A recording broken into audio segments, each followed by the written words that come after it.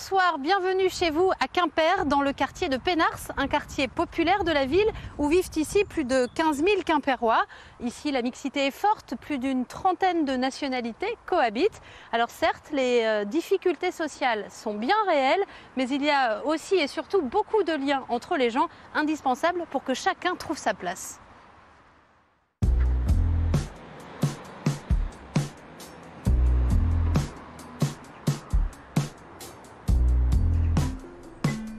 Nous sommes donc dans le Jardin des Cultures, juste à côté de l'église, de la mosquée et de la bibliothèque de Pénars. Le Jardin des Cultures, ça se prête assez bien au thème de ce soir. Je suis avec Sadia Benral et Hanifé Koskoun. Merci à toutes les deux. Merci à vous. Alors Sadia et Hanifé, vous avez, c'est quoi un petit peu votre histoire dans le quartier? Je crois que vous le connaissez particulièrement bien. Je suis née dans le quartier, j'ai étudié dans le quartier. Aujourd'hui, j'y travaille. J'ai des enfants qui seront très probablement scolarisés aussi ici. Donc en effet, c'est une relation un peu... plus que profond, voilà. C'est viscéral, c'est en moi, ce quartier. Et vous avez un parcours un peu similaire, Hanifé aussi, vous avez grandi à Pénars? Oui, tout à fait. Moi, je ne suis pas née ici, mais je suis arrivée très très jeune. Et donc pareil, le parcours éducatif, scolaire s'est fait dans le quartier. Aujourd'hui, on occupe un poste d'adulte relais. Alors, adulte relais, ça veut dire quoi? Adulte relais, ça veut dire faire le lien, ça veut dire aiguiller, ça veut dire être présente, ça veut dire conseiller, ça veut dire aider. Dans le quartier, il y a une richesse ethnique riche en histoire, en vécu et des valeurs humaines à partager. Donc ces familles-là n'osent peut-être pas forcément franchir le pas et s'adresser aux écoles et donc aux adultes relais. Nous, voilà, c'est pour les accompagner, la prise de contact, et accompagner également les familles non francophones dans leur démarche pour la réussite éducative. Hanifé, vous êtes d'origine turque, Sadia d'origine marocaine. Je suppose que ça aussi, forcément, ça permet peut-être plus facilement de faire le lien avec certaines familles, vous le disiez, qui ne parlent pas le français.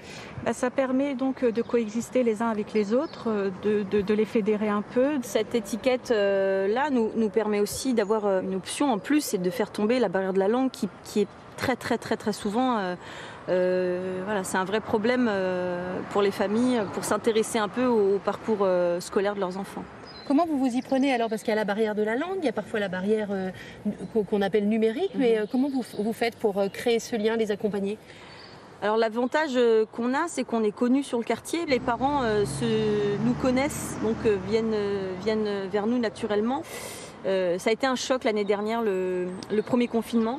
Donc la première opération de cette année, ça a été d'offrir du matériel informatique à tous les élèves qui n'avaient pas les moyens de s'en procurer. Hanifé, vous aviez envie de me présenter une mère de famille? Oui, tout à fait. Une mère de famille, Séverine, donc, qui a 2 jeunes enfants scolarisés, que j'ai rencontrés à l'occasion d'un accueil café mis en place par un dispositif. J'y assiste pour faire la rencontre de ces jeunes mamans et de ces jeunes parents. Bonjour Séverine. Bonjour, ça va, merci.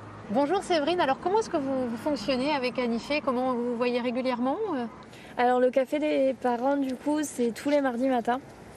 Après qu'on ait déposé les enfants, du coup, on a un petit café, un petit thé. Ça permet que les parents puissent se réunir. Moi, je suis représentante des parents d'élèves. Je commence à connaître les parents, du coup, je les oriente si besoin. J'essaye de les orienter, du coup, vers Hanifé. Est-ce que dans votre mission à toutes les deux, à toutes les trois, il y a aussi cette envie de casser l'image du quartier? Bien sûr, bien sûr. Nous, on a envie qu'on en parle en bien parce qu'il y a 1001 choses à dire en bien. Alors, aucun quartier n'est parfait, le nôtre non plus. Mais on travaille dur, je pense. Quand bien même il y a la barrière de la langue, on peut facilement échanger. Et donc, c'est conserver en fait cette solidarité. Vous voyez, regardez, là par exemple, c'est 2 habitants du quartier qui ne se connaissent pas forcément et qui prennent le temps de discuter, d'échanger ensemble. De s'inquiéter de l'autre, du prochain. Et c'est ça qui est beau en fait. C'est ça qui est...